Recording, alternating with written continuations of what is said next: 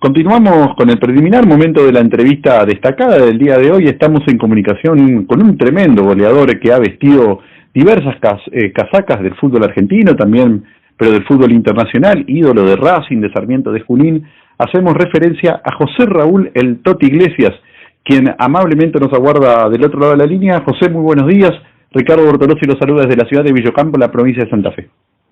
Buenos días, ¿cómo están ustedes? Y bueno, un saludo muy grande a toda la gente de Santa Fe y a tu audiencia, ¿no?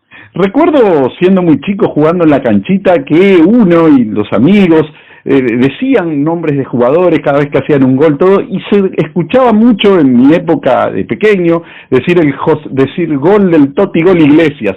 Cuando ustedes son profesionales, ¿son conscientes de que generan este tipo de cosas?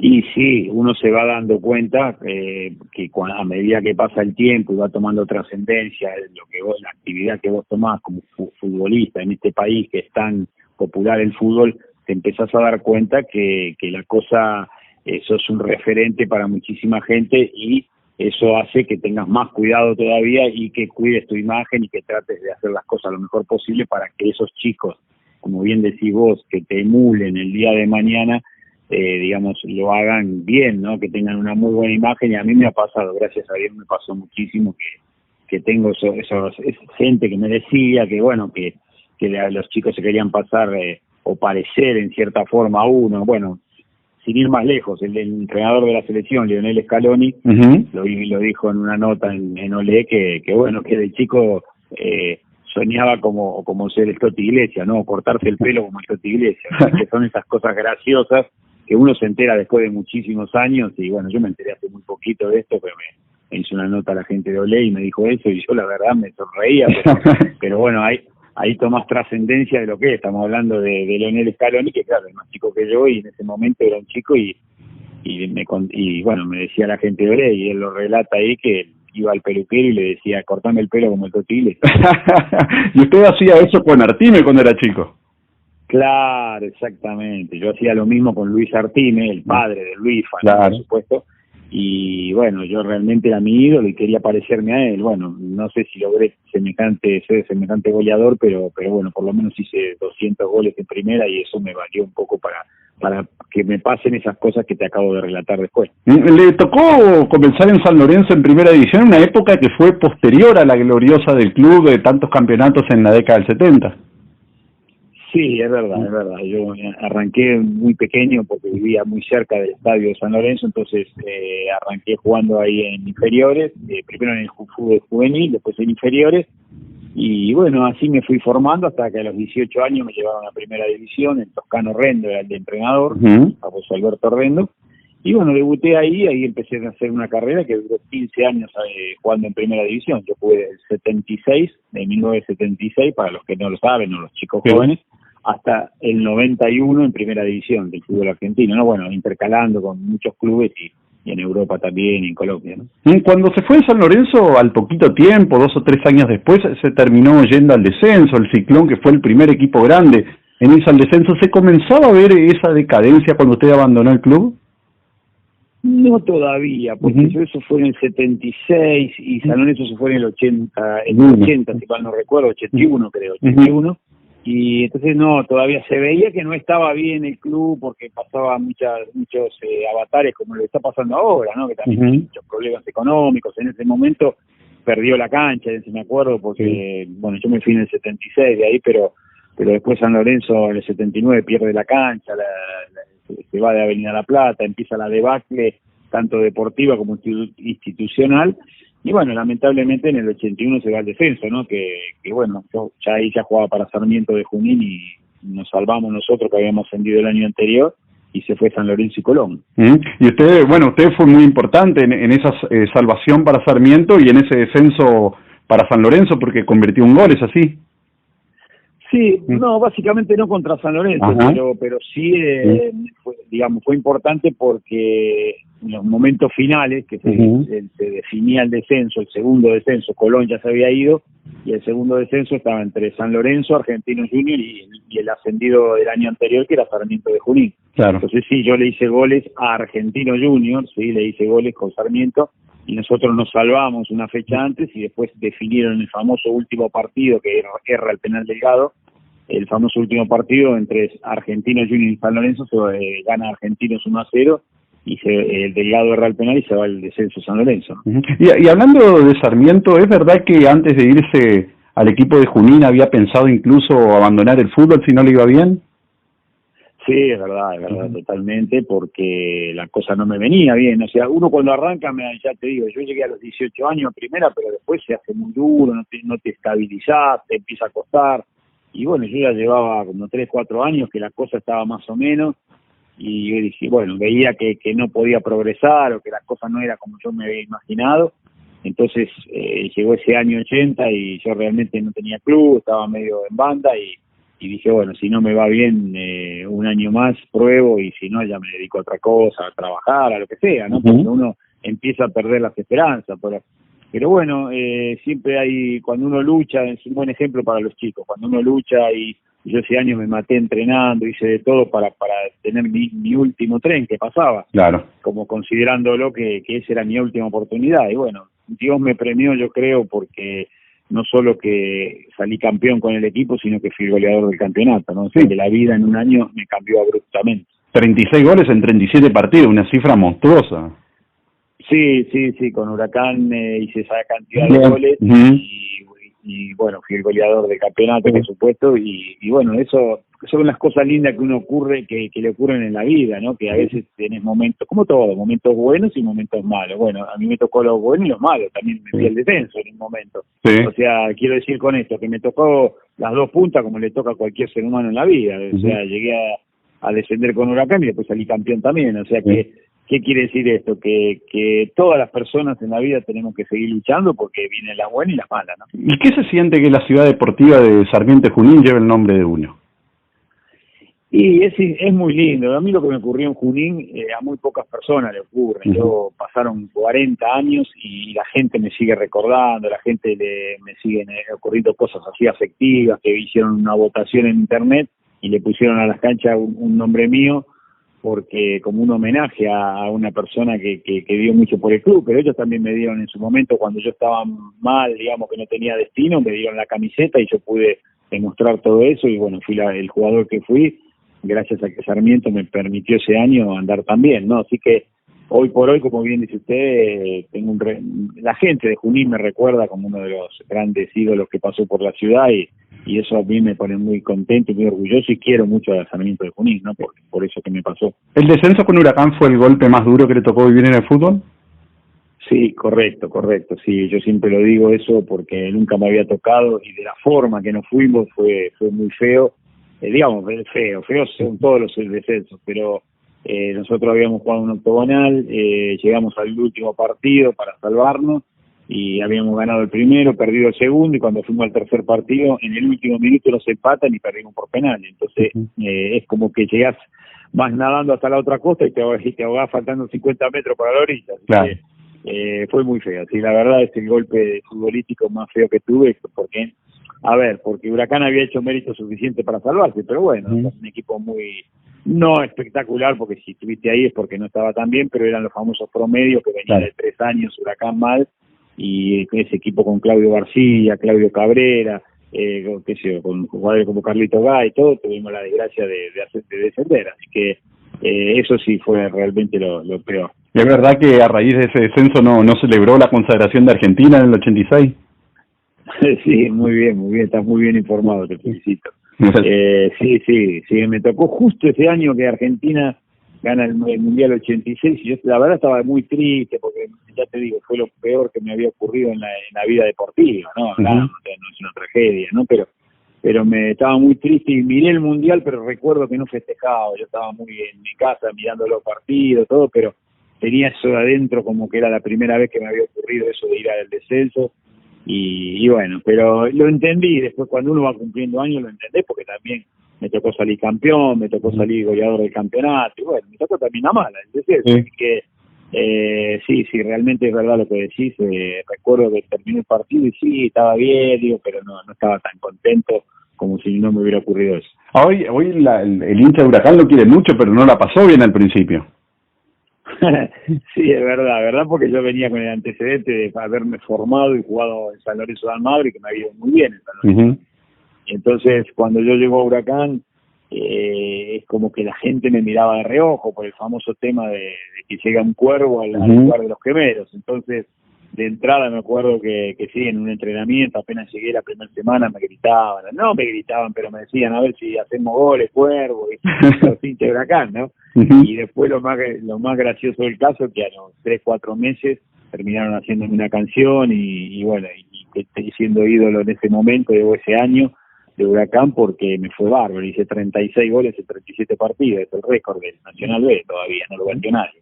Así que eso al principio me costó, pero después sí, la gente de Huracán me dio mucho cariño. ¿Su paso por Racing fue el más importante de su carrera? No sé si el más importante, fue sí el más trascendente, por lo que significa Racing. Racing es un equipo muy grande y es un equipo muy importante. Me he sorprendido porque me llamaban de todos los lugares, hasta del exterior, cuando yo estaba jugando en Racing, y sí fue el más mediático, pero también tuve momentos buenos como Sarmiento, Huracán, de San Lorenzo, todo eso me fue muy bien, pero lo de Racing fue terrible porque ganamos la Supercopa, fuimos campeones, digamos, de la Supercopa, que era el primer campeón, la primera vez que se jugaba la Supercopa esa, y la ganamos nosotros. Entonces te empieza a ocurrir cosas que afuera te empiezan a, digamos, llamar y cosas así importantes que te lo da un equipo grande como Racing. ¿Es verdad que con Di Stéfano se puso de acuerdo en 3 minutos con el contrato? Sí, es muy gracioso eso porque Di Stéfano era un tipo muy autoritario, pero bueno, un tipo que yo la verdad quería pasar a Racing, venía de Huracán y quería pasar, y el tipo me citó en un bar que es muy famoso de acá de Argentina, de Buenos Aires, y yo pensando, bueno, cuando me iba a juntar con él, entonces no había representante, no había nada, estaba hablando año 87, y me citó en un bar, me agarró una servilleta de papel, me escribió, me dijo, toma, vos vas a ganar esto, y ya está. A los 2 minutos me fui a mi casa con el contrato solucionado, que era esa servilleta de papel, pero ahí me dio opción de decir, quiero esto, quiero aquello. No, me dijo, vos vas a ganar esto, y yo tenía una gana de pasar a Racing, que era un desafío muy importante para mí, por lo que había contado anteriormente, que no estaba muy seguro, pero en ese momento ya estaba en la cresta de la ola, y gracias a Dios que pasé a Racing, porque me fue bárbaro, ¿no? Fue una decisión muy difícil la de irse a Junior.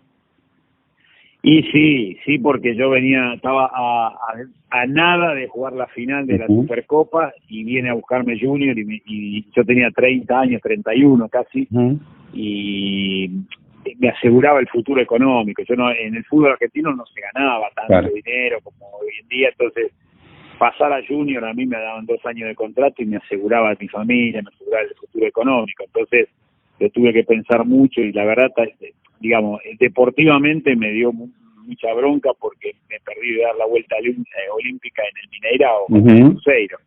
Pero bueno, no salvé, pero sí acomodé económicamente a mi familia, todo. Entonces eso me sirvió para hacer una carrera, digamos, en ese momento, de ganar un dinero importante. Pero así como digo eso, también en la balanza está la tristeza de no. Yo me acuerdo que estaba en Colombia, en Barranquilla, y estaba escuchando a Racing la final, y cuando salió campeón se me caían las lágrimas de alegría, y aparte, pero también de no poder estar ahí dando la vuelta olímpica, ¿no? ¿Y cómo era vivir? Claro, por la radio, porque no había internet, no había forma de seguirlo para ver el partido.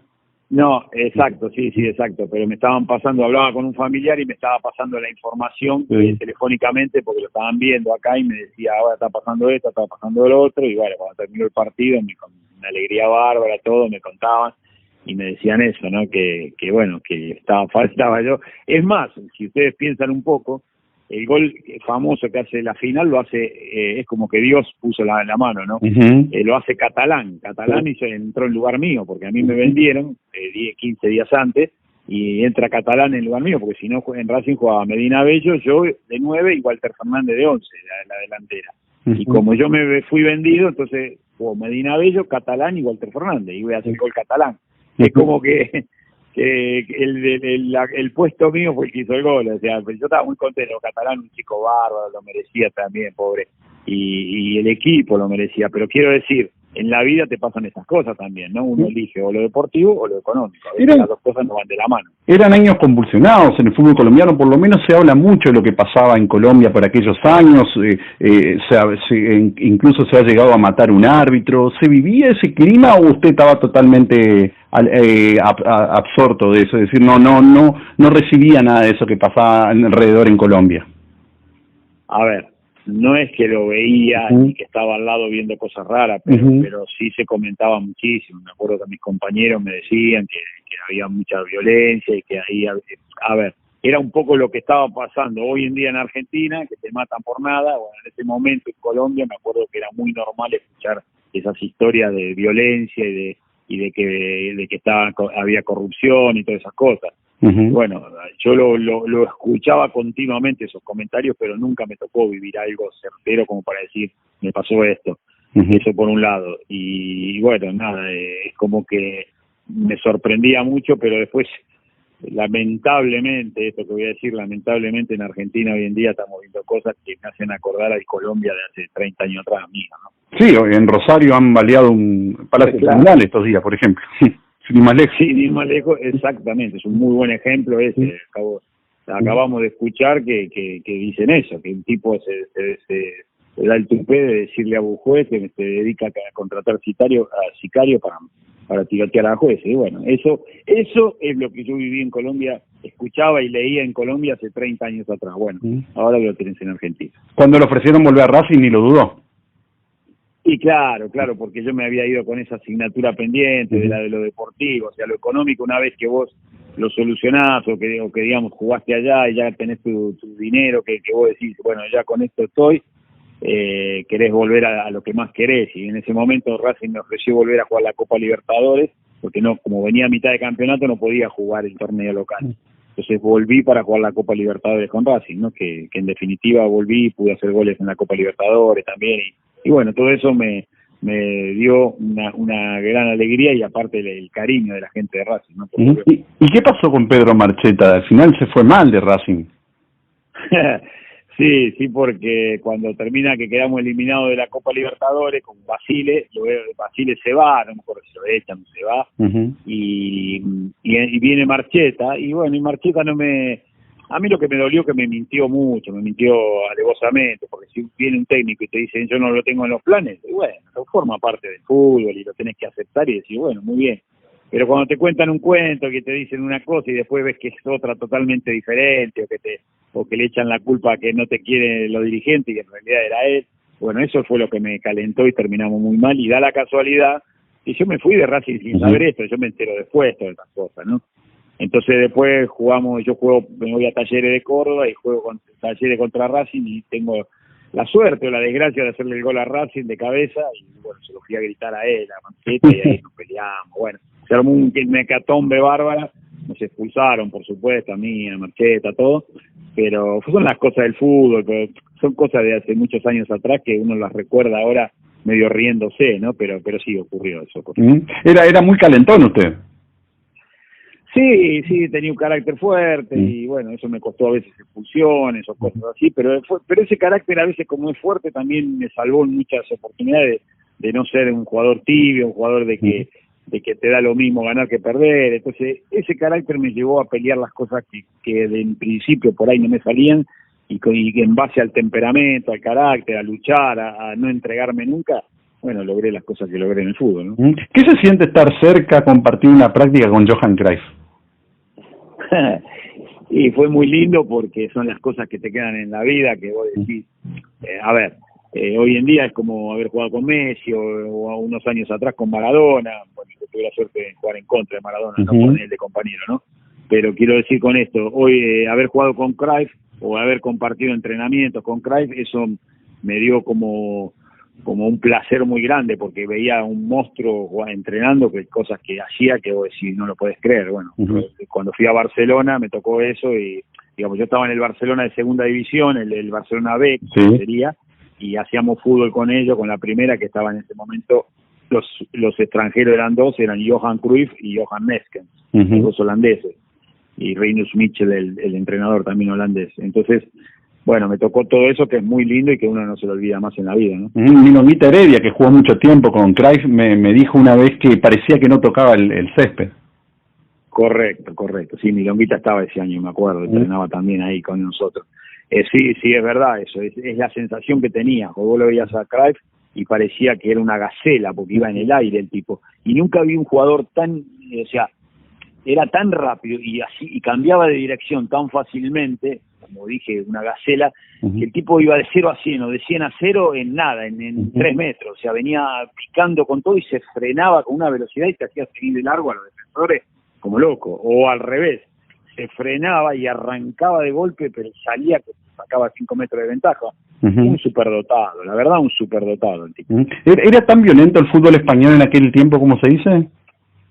Y era fuerte, sí, se jugaba muy fuerte, un fútbol, obviamente ustedes piensen que estamos hablando de los 80, cuando el fair play no existía, o sea, no había esto que hoy en día te cae al piso y te sacan tarjetita amarilla o tarjeta roja. En ese entonces había, sí, pero te tenían que matar y te pegaban fuertísimo, los defensas, sobre todo te entraban violentos, como dicen ellos, te pegaban unas entradas, decían los españoles, que te liquidaban, pero y los árbitros ni te amonestaban, nada, era otro tiempo, otra forma de jugar, que yo no sé, yo pienso que es mejor lo de hoy en día, en el sentido de que se ve mucho más fútbol que en ese momento, que te mataban, o sea, te entraban violentamente. Cuando ibas de visitante era dificilísimo ganar de visitante, hoy en día es mucho más fácil. ¿Y actualmente mira fútbol, está dedicado a la representación o está alejado de ello? No, estoy alejado de la representación porque terminé mi carrera y trabajé durante muchos años de representante, y bueno, también veo muchísimo fútbol, me encanta el fútbol, veo continuamente porque es lo que hice toda mi vida y lo que me gusta, pero estoy alejado del tema activamente como lo hice, primero como jugador de fútbol y después como representante, que tuve muchísimos años, y bueno, gracias a Dios me fue bien, pero ya digo, eso hace que uno esté pendiente y que le guste tanto y lo mire tanto. Bueno, yo soy un apasionado, pero hoy se podría decir que soy un hincha, más que nada. ¿Hay algún delantero que usted lo vea y se asemeje a usted? Sí, esa pregunta me la han hecho muchas veces. Pero, a ver, Palermo podría ser, por ejemplo. Sí, lo que pasa es que Palermo quizás era otra clase de jugador, un jugador más, digamos, más cabeceador, más, por supuesto, gran delantero. Sí. Lo mío era más velocidad y definición adentro del área. Palermo era un tipo más de potencia, de ganarte de arriba, de hacer esos goles extraordinarios que hacía, y un gran jugador, por supuesto. Sí. Pero lo mío era más, digamos, no técnico, pero sí muy buen definidor adentro del área y un tipo muy rápido, ¿no? Esa era mi virtud. Hoy en día no sé si sería ejemplificar un tipo, porque como que cambió el fútbol, no se juega tanto como con especialistas de área, hoy en día es más integral, llegan mucho más los volantes, no está el delantero típico de área. Sí, está muy bien lo que usted dijo del Palermo y del caso mío, el Batistuta y esa gente, Ramón Díaz, éramos los tipos de la época que jugábamos adentro del área o para definir, ¿no? Era más el especialista del puesto y no tanto el jugador integral como es hoy en día, que llegan todos tocando y con volantes y no juega un tipo estacionado dentro del área. Sí, hoy ve un tipo como José Sanz y no se puede creer lo que hace con 41 años. Claro. Bueno, es una cosa así, sí. El juego mío era un poco así. Es un buen ejemplo, muy bien lo que dice usted, es un buen ejemplo, porque es el de los pocos que deben quedar que el tipo está ahí con 41 años y adentro del área te liquida, ¿viste? Se acomoda y enseguida define, o sea que ese era un poquito mi juego, y la verdad es muy valorable lo que hace Sam, porque no es fácil a los 41 años en ese puesto, porque una de las cosas que a mí me retiró es que me daba cuenta que los marcadores centrales con 22, 23 años después tenían una potencia que vos ya no le podías ganar con 34, y bueno, Pepe San con 41, vos fijate que le sigue ganando con la astucia, no en velocidad, porque el tipo sabe muy bien lo que tiene que hacer, no juega carreras contra los defensores, sino con astucia le gana y le marca goles, ¿no? Que es muy valorable lo que hace. ¿Que es optimista respecto a que esta consagración en la Copa América lo libere de presiones a Messi con vistas al Mundial del año próximo? Y eso es hacer futurología. Yo la verdad, lo que veo que, claro, Messi va teniendo una edad, ya no es el Messi cuando que te liquidaba, que te gambeteaba de a 3 o 4 en velocidad. Ahora ya le cuesta un poco más, entonces va a llegar al Mundial con no sé, 35 años, 34, 35 años, y ya no puede marcar tanta diferencia. Quizás sea un jugador más cerebral, es un terrible jugador de fútbol, pero quizás más cerebral y no tanto en como lo vimos hacer goles esos extraordinarios de gambetearse de a 3, de a 4 con una facilidad asombrosa. Ahora ya le va a empezar a costar el tema físico. Por eso digo, no sé si lo de la Copa América le va a hacer, pero sí le hizo muy bien a él anímicamente, porque era una asignatura pendiente que él tenía de ganar algo con Argentina, que pobre no pudo haber ganado nunca, y lo logró con la Copa América, ¿no? Para terminar la pregunta del millón, ¿le sigue saliendo la pirueta esa que hacía cuando hacía los goles? Ojalá me saliera, el reloj no te perdona ni a Messi ni a nadie, o sea que no puedo. Si hago eso me tienen que llevar internado. Pero no puedo hacer más eso. Es más, cuando miro en la televisión esa vuelta que daba, digo, Dios mío, si lo hago ahora me mato. Muy bien, yo le agradezco mucho por esta charla, la verdad que fue muy amena, muy agradable. Le voy a desear que pueda atravesar este difícil momento con los cuidados que se requieren y que tenga muchos éxitos para todo lo que emprenda. Bueno, yo le agradezco, una muy linda nota también, muy atractiva, sobre todo para los chicos que no me conocen, no saben ni quién fui, que hoy en día ocurre a veces, quizás no la gente grande, pero el tipo joven no sabe quién fue, y esto les permite un poco saber que fui parte del fútbol argentino. Así que le agradezco la nota, le mando un saludo a usted muy cordial y a la gente de Santa Fe. Un abrazo muy grande. Hasta luego. Adiós. El Toti Iglesias pasó por los micrófonos de El Preliminar.